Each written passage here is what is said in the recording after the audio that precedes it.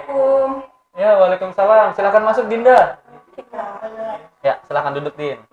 Nah, ini pakai dulu lensanya tadi ya. Ya, sama-sama. Oke. Tadi gimana perjalanannya, Din? Alhamdulillah baik sih. Cuman tadi tuh agak terhambat sedikit karena gerimisnya tuh deras bang, Ah. agak deras gitu kan. Oh. Jadi aku memutuskan untuk nadu sebentar kak. Tapi Oh, nggak gitu. lama sih. Kamu bawa kendaraan motor? Iya Oh, bawa motor. motor. Jadi Iya. kehujanan tadi ya? Iya tapi sedikit aja sih. Oh, iya. Oke. Jadi, kamu udah pernah belum datang ke UPT Konseling? Belum pernah sih. Belum Ini ya? pertama Ya, kali. jadi ini ruangan terbaru kita di UPT Konseling Universitas Lampung kayak Oke. gitu. Nah, sekarang sebelumnya kan kita via WhatsApp ya, Iya. di chat via WhatsApp kita sepakat bahwa pelaksanaannya secara tatap muka karena memang kita sudah mulai masa transisi nih. Nah, mulai simulasi juga pelaksanaan konseling tatap muka. Nah, tapi dengan syarat-syarat yang pertama adalah sudah vaksin 2 kali. Kamu sudah Iya. vaksin? Udah, Saya juga alhamdulillah. sudah. Terus sudah swab antigen? Udah tadi. Hasilnya apa? Negatif. Negatif. Oke, berarti kita aman nih ya. Iya. Oke, bisa buka maskernya? Oke. Oke, Dinda.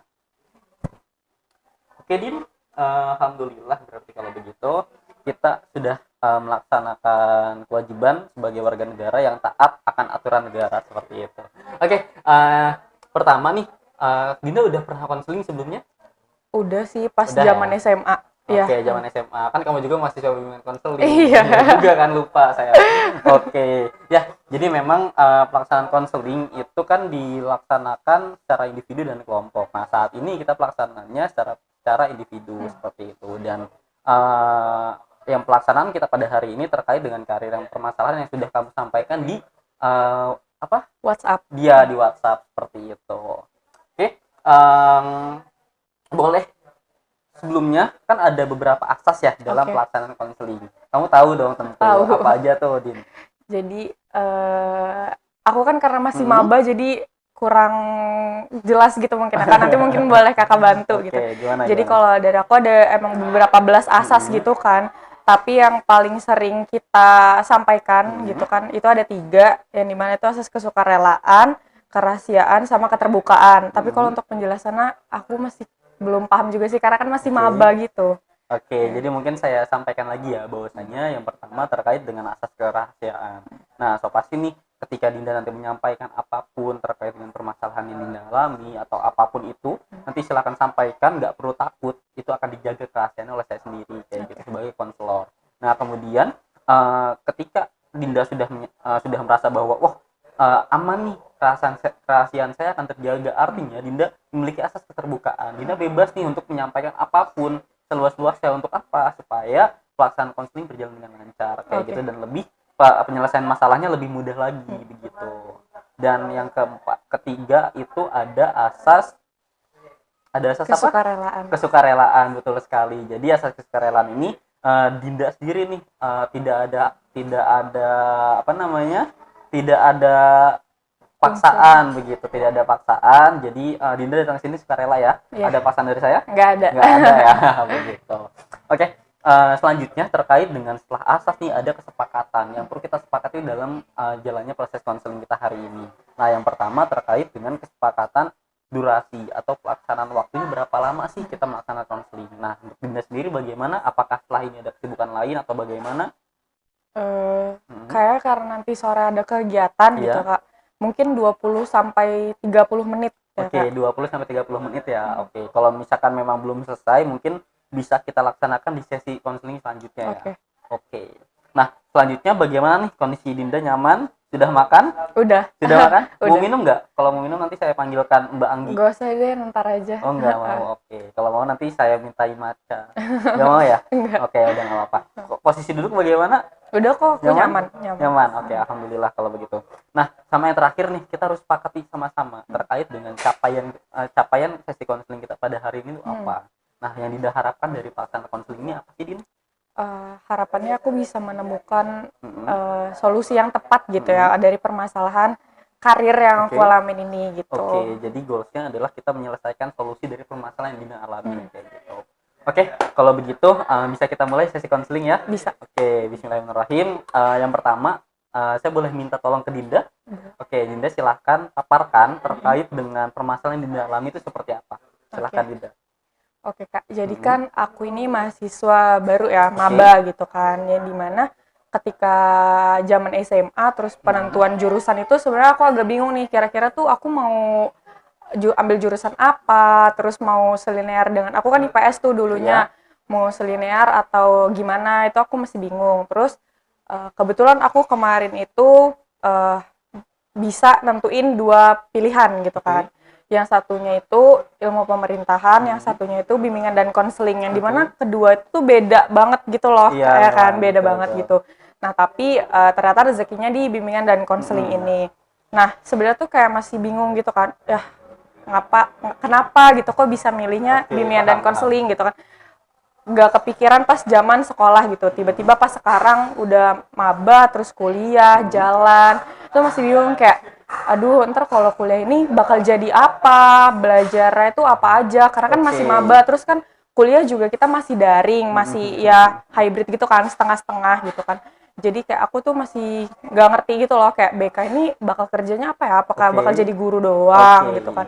Terus bisa nggak sih cari-cari profesi yang lain yang memang mungkin cocok dengan aku, karena dirasanya mungkin kalau sekarang tuh aku ngerasa ya aku nggak mau jadi guru BK pada sekarang gitu kan, pada saat maba ini. Cuman aku juga pengen dapat solusi atau gambaran lebih luas gitu tentang guru BK ini ranahnya kemana ya, bisa jadi apa aja ya gitu sih Kak. Oke, jadi kesimpulannya adalah Dinda ini bingung nih, kira-kira setelah lulus bakal jadi apa ya, begitu ya Dinda. Oke, kalau begitu. Nah, selanjutnya nih, kebetulan saya ada beberapa, sebentar saya cari dulu ya formatnya. Oke, Din, ini namanya career plan. Oke, Dinda bisa lihat di sini. Oke, di sini ada 4 kotak, Din. Ada 4 kotak di mana bidang-bidang yang memang Dinda inginkan, bidang karir yang Dinda inginkan. Nah, yang pertama, Dinda sekiranya pengen apa nih? Apakah dalam bidang leadershipnya, atau Dinda misalnya pengen jadi pendidik kah? Atau Dinda pengen jadi seorang konsultan, atau di bidang perusahaan manajemennya, atau bagian apa? Nah, sekarang Dinda, ini 4 kotak kosong ini silahkan Dinda isi terkait dengan apa aja sih yang pengen Dinda inginkan. Dinda boleh sampaikan ke saya, apa sih sebenarnya Dinda tuh, bayangan Dinda, di dalam bayangan Dinda kira-kira dapat setelah lulus tuh bisa jadi apa ya? Gitu. Kebayang? Kebayang sih, kalau misalkan dari jurusan aku sendiri gitu, ya aku kebayangnya tuh jadi guru bimbingan dan konseling. Tapi di sisi lain kalau misalkan yang bisa sejalan dengan kuliah gitu, jadi dosen gitu sih Kak. Oke, jadi pendidik ya. Ya, Terus ada lagi? Terus karena kalau misalkan dari guru bimbingan dan konseling itu ada sekolah khusus lagi gitu kan, buat dapetin gelar itu konselor sih Kak. Oke, jadi seorang profesi konselor. Iya, profesi konselor. Terus kalau misalkan kayak di perusahaan gitu, aku kebayangnya, aku kurang tahu namanya, tapi yang kayak nyeleksi orang buat kerja gitu loh Kak. Bagian human research. Oh ya, benar. Human research. Oke, bagian HRD ya, di manajemen perusahaan. Oke, sama ada lagi gak? Kira-kira apa sih yang diharapin sama orang tua, ada gak gitu kira-kira? Pasti ada sih, kalau misalkan dari orang tua sama keluarga itu pasti nyuruhnya jadi PNS. Jadi PNS, oke, jadi ASN ya, aparatur negara. Mantap. Oke, nah artinya dalam karir plan Dinda sendiri itu ada 4 bidang. Yang pertama itu sebagai pendidik, yang kedua itu sebagai konselor, yang ketiga itu sebagai HRD di bagian manajemen perusahaan, sama yang keempat itu sebagai aparatur negara. Nah, Dinda nih, sebelum kita masuk, kita akan spesifikasikan ke sana. Yang pertama perlu kita garis bawahi adalah faktor apa sih sebenarnya yang membuat Dinda nyaman nih, atau apa sih yang Dinda harapkan dalam jenjang karir Dinda tuh apa aja sih kira-kira? Bayang? Kalau aku sih pasti ngelihat dari peluangnya gitu ya Kak. Kayak nih peluangnya gede nggak buat aku yang dari jurusan bimbingan dan konseling gitu. Apakah peluangnya besar atau kecil, itu pasti menentukan ketika aku memutuskan untuk cari profesi gitu kan. Nah terus yang selanjutnya aku lingkungan. Jadi aku termasuk orang yang memang mengutamakan lingkungan kerja gitu kan, yang dimana teman-teman atau suasananya dan lain sebagainya gitu kan. Terus itu ada 2, terus yang ketiga itu pendapatan ya Kak, gajinya gitu kan. Kalau untuk gaji cukup buat aku gitu, karena aku masih sendiri gitu kan, jadi aku yang cukup gitu. Oke, itu gaji yang cukup ya. Ah, ah. Ada lagi kah terkait dengan misalnya lokasi, misalnya tempat kayak gitu? Oh iya sih, yang pasti memudahkan aku untuk berkomunikasi dengan keluarga gitu. Oke, berarti tetap dekat sama keluarga ya? Iya, heeh, Oke. gitu. Oke, sama ada lagi gak kira-kira? Lagi ya. Misalnya terkait dengan apakah Dinda nyaman jadi ini kayak gitu. Suasana ya mungkin kayak sistem kerjanya Oke, gitu. sistem kerjanya ya, gaya Karena aku, kerjanya bagaimana iya kayak gitu. benar, karena aku orangnya kayaknya sih kalau aku ngerasanya aku nggak bisa yang monoton kerjanya depan monitor gitu. Oke. Jadi aku pengennya yang kadang indoor, kadang outdoor gitu Kak. Oke, ada lagi? Udah sih kayaknya. Ada. Oke, Oke. udah. Nah, oke, kalau misalnya saya catat di sini faktor Dinda dalam memilih karir itu ada 5. Yang pertama terkait dengan peluang kerjanya, apakah itu besar atau kecil. Iya. Yang kedua terkait dengan lingkungannya nyaman nggak ya untuk Dinda sendiri. Terus yang ketiga itu terkait dengan gajinya, pendapatannya itu mungkin di atas 7 juta ya Din ya. Iya, ha. Kayak gitu. Terus yang selanjutnya terkait dengan tempatnya, lokasinya itu dekat sama keluarga. Iya. Artinya saat ini kan Dinda di Lampung, yang kemungkinan tidak bisa keluar Lampung seperti itu ya Din ya. Sama yang terakhir itu terkait dengan sistem kerja, pola kerja di karir nanti seperti apa, Iya. fleksibel atau bagaimana ya, tergantung dari Dinda memilih untuk yang bisa di kantor, bisa di luar kantor juga seperti ya. Benar. Oke, selanjutnya kita akan listing nih Din. Jadi Dinda bisa lihat di sini, kira-kira nih pendidik, sebagai pendidik itu yang Dinda katakan sebagai guru deh misalnya. Oke. Oke, kalau misalnya sebagai guru, itu poin pertama kira-kira bagaimana Din? Poin pertama nih, langsung aja kita peluang kerjanya bagaimana sebagai seorang guru BK? Peluang kerja ya kalau menurut dari opini aku sendiri karena khususnya di Lampung ya Kak. Jadi guru BK itu emang sangat dibutuhkan gitu kan. Oke. Apalagi yang memang kan banyak juga guru BK yang mungkin kebanyakan tuh ada yang gak selinear dengan jurusannya karena kan guru-guru lama gitu ya Kak. Jadi mungkin kalau pas tahun aku lulus itu menurutku peluang untuk jadi guru itu cukup besar gitu. Oke.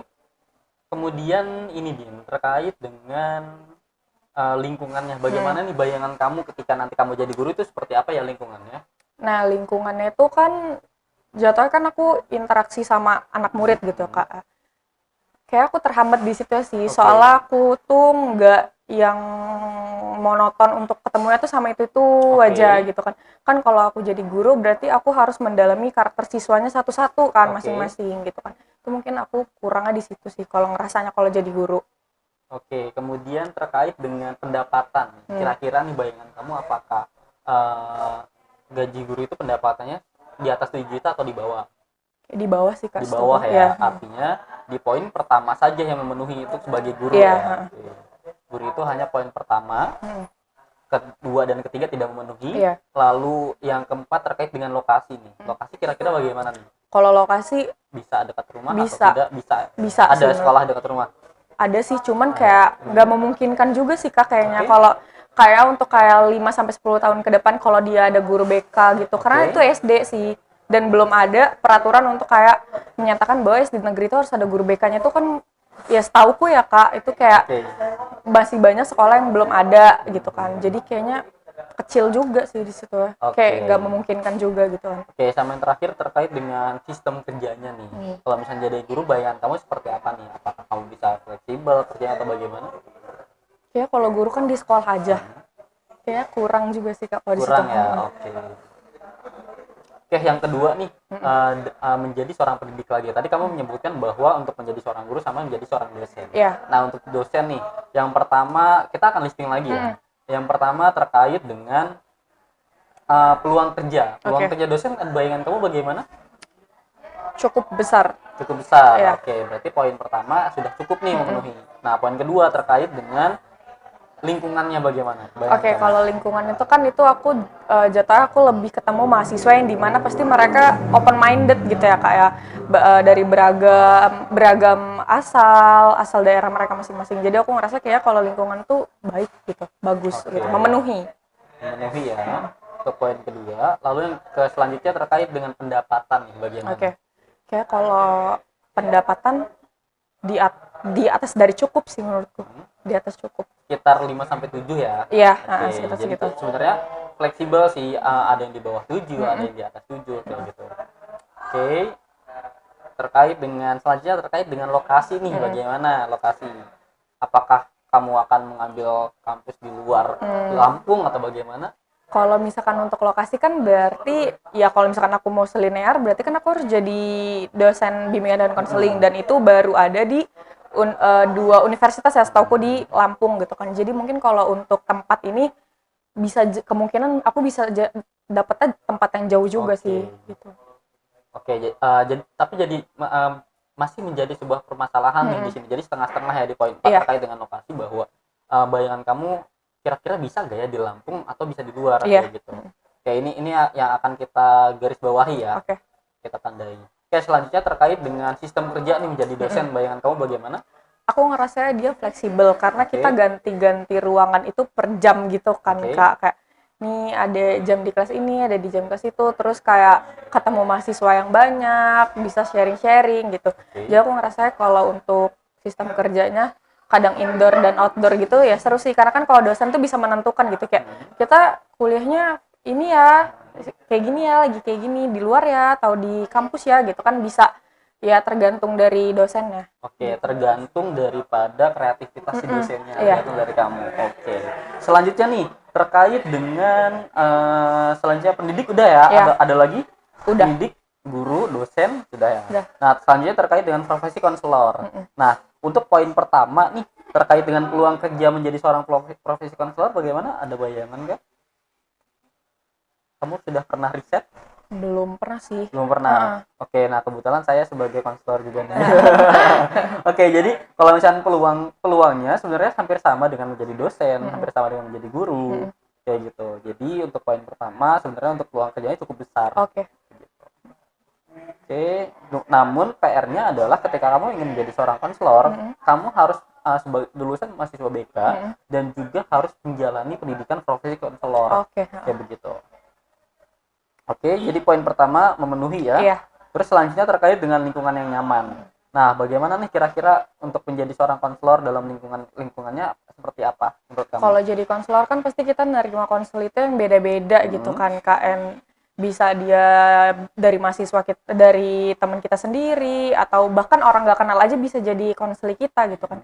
Jadi menurutku dengan ketemu orang yang beda-beda setiap harinya ngebuat aku bisa sih jadi konselor gitu. Selanjutnya terkait dengan gaji pendapatan nih. Apakah di atas 7 juta? Kayaknya enggak ya, Kak. Aku juga kurang tahu sih kalau untuk itu, tapi aku rasa bisa jadi iya, bisa jadi enggak. Iya betul sekali. Jadi memang untuk sebagai seorang profesi konselor itu kita tergantung daripada ada kasus di situ atau tidak seperti itu. Jadi memang tidak menentu apakah, tapi rata-rata memang tidak jauh dari angka 7 seperti itu. Gitu. Jadi ini untuk pendapatannya masih di garis bawah ya, karena kamu menginginkan di atas 7. Selanjutnya terkait dengan lokasinya nih bagaimana? Kalau lokasi, kalau konselor aku ngerasanya di Lampung bisa sih, Kak. Betul sekali. Sama yang terakhir, yang kelima terkait dengan sistem kerjanya bagaimana? Yang pasti kan kalau konselor kan kita buat janji tuh bisa di tempat praktek kita sendiri atau kita nyamannya di luar gitu kan. Jadi menurutku tuh fleksibel dan cocok di aku. Sip. Selanjutnya berarti untuk konselor sudah. Selanjutnya untuk menjadi seorang HRD bagaimana nih? Kalau untuk HRD yang pertama peluang tadi kerjanya bagaimana? Lumayan gede sih Kak, karena aku udah suka-suka lihat cari-cari gitu. Tapi itu untuk yang di luar Lampung gitu ya. Kalau untuk yang di Lampungnya sendiri aku ngerasa kayak masih minim gitu sih peluangnya. Artinya untuk peluang kerja ada, namun kita merah, maksudnya kita garis bawah ya, karena memang ini rata-rata untuk di Lampung itu sedikit seperti itu. Jadi rata-rata yang di luar Lampung gitu ya. Nah, ini juga terkait dengan lokasinya ya, di poin 4. Di poin 4 tidak ada begitu. Kemudian terkait dengan lingkungannya nih, kira-kira bagaimana bayangan kamu ketika nanti kerja di kantor atau apa?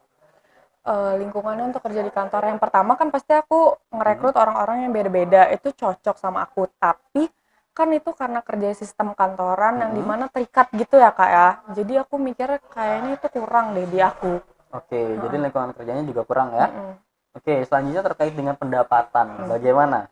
Kalau pendapatannya sih kayak udah pasti tinggi ya Kak, Ya, menurutku. oke. Heeh. Jadi pendapatan ini Mm-mm. masuk ya. Untuk Ya, lokasi tidak ya. tidak. Oke, yang selanjutnya terkait dengan sistem kerjanya nih bagaimana? Ya karena kita terikat dengan perusahaan atau kantor yang udah pastinya kita di ruangan terus. Mm-mm. Jadi kayaknya kurang juga sih menurutku. Oke, jadi untuk HRD cukup. Mm-mm. Sudah.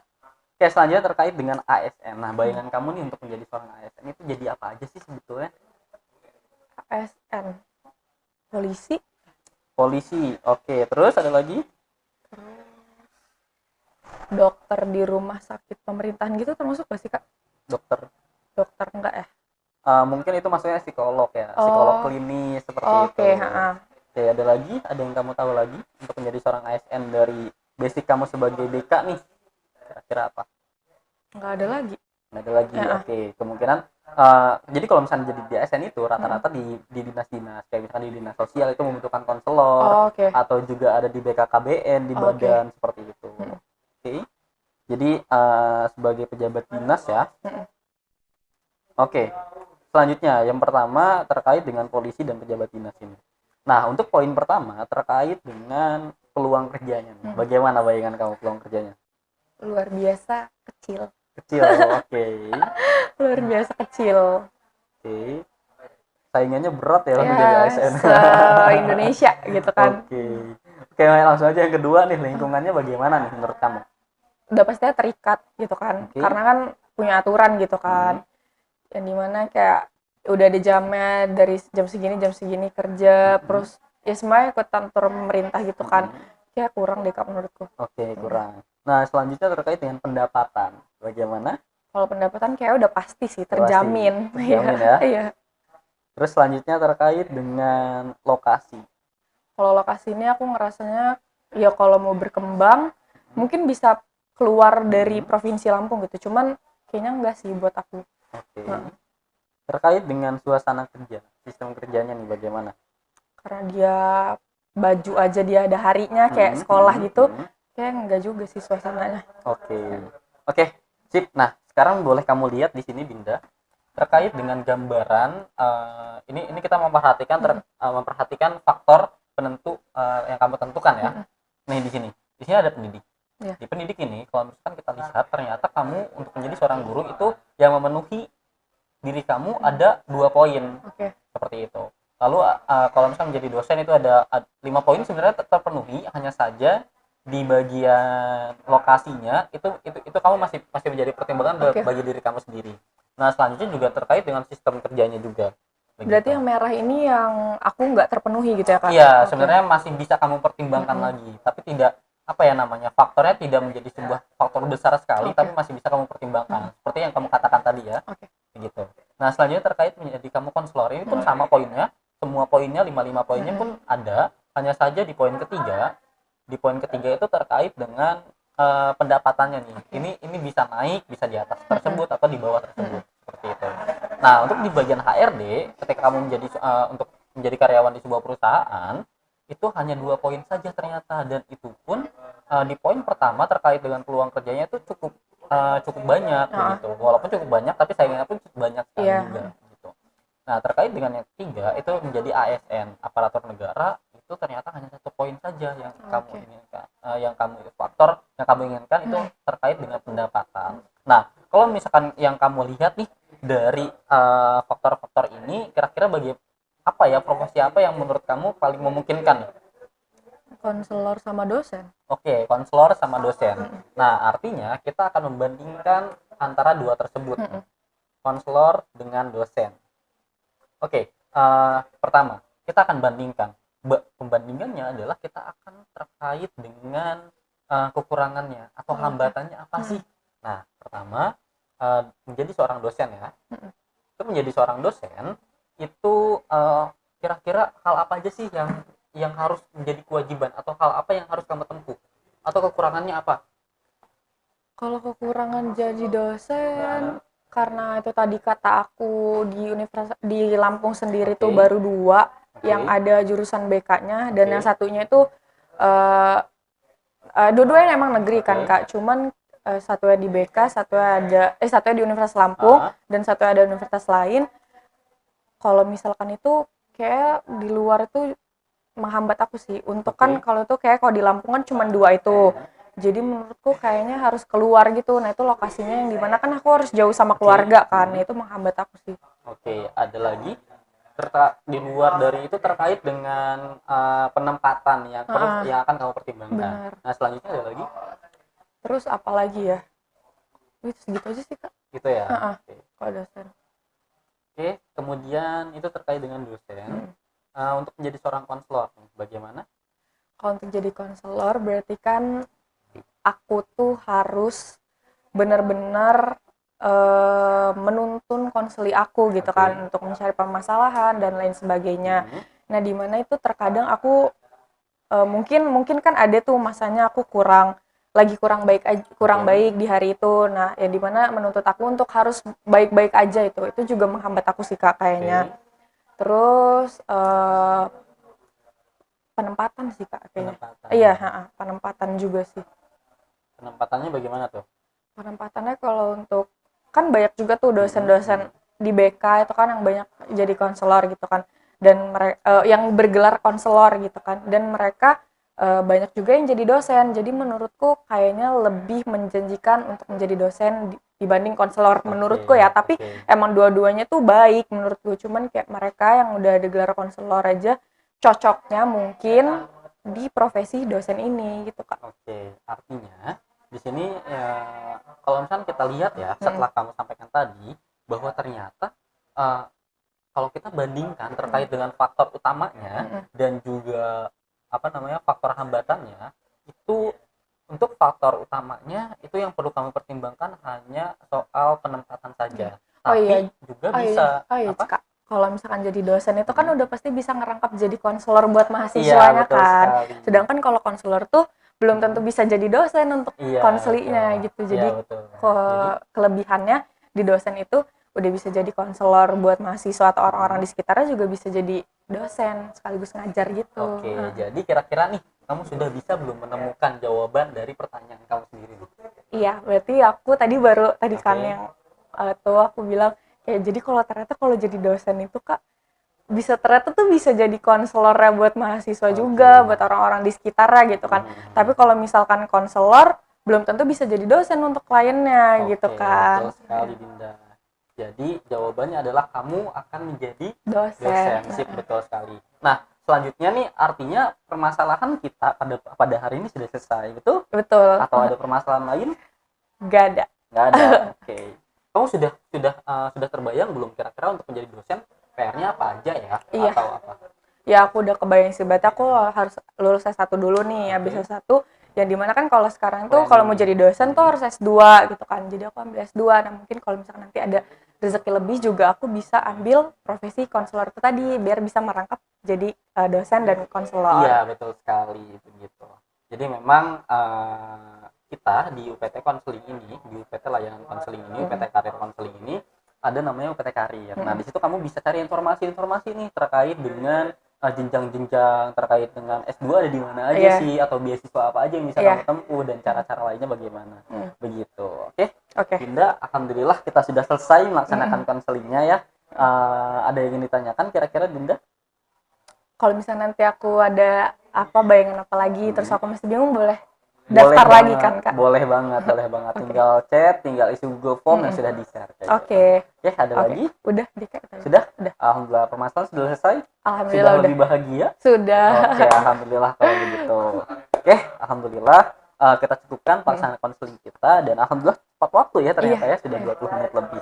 Ya, alhamdulillah. Setelah ini Dinda mau langsung pulang atau ada keperluan lain tadi katanya? Mau ketemu teman. Oh, mau ketemu teman. Mau ngapain tuh? Nongkrong aja. Iya, Oke, nongkrong aja. Oke, kalau begitu hati-hati di jalan ya, Din ya. Sampai jumpa di lain waktu lagi. Nanti setelah ini saya mau minta testimoni dari kamu, saya share di chat WA ya. Oke, terima kasih Dinda. Makasih banyak juga Kak Raka. Semangat. Jadi dosen insyaallah ya. Ya, amin. Kasih Kak. Yuk mulai bercerita tentang perasaanmu ke konselor.